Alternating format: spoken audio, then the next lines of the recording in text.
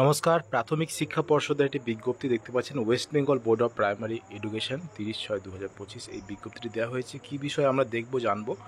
দেখতে পাচ্ছেন, notice pertaining to the release of deputed candidate pursuing DElEd course for the session 2023 to 2025, অর্থাৎ 2023 এবং 2023-25 শিক্ষাবর্ষে যারা ডিএলএড করছিলেন, যেসব রেগুলার ক্যান্ডিডেট, তাদের কিন্তু রিলিজ দেওয়া হলো। এটাই কিন্তু বলেছে। কি বলেছে আমরা বিস্তারিত জানবো।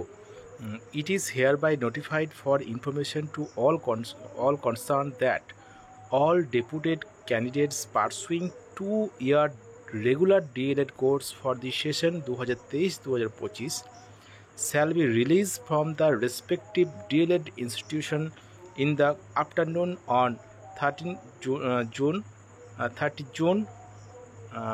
2025, অর্থাৎ 30শে জুন 2025-এর পর দুপুরের পর তাদের রিলিজ দেওয়া হলো। অর্থাৎ তারা ওই যারা ক্লাস করছিলেন রেগুলারভাবে ওই ডিএলএড ইনস্টিটিউশনে, তারা কিন্তু সেখান থেকে তারা অব্যাহতি পেল।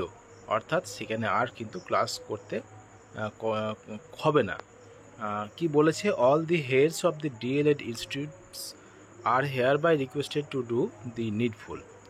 এবং প্রত্যেকটা ডিএলএড ইনস্টিটিউটকে কিন্তু এটা নিয়ে পদক্ষেপ করতে বলেছে।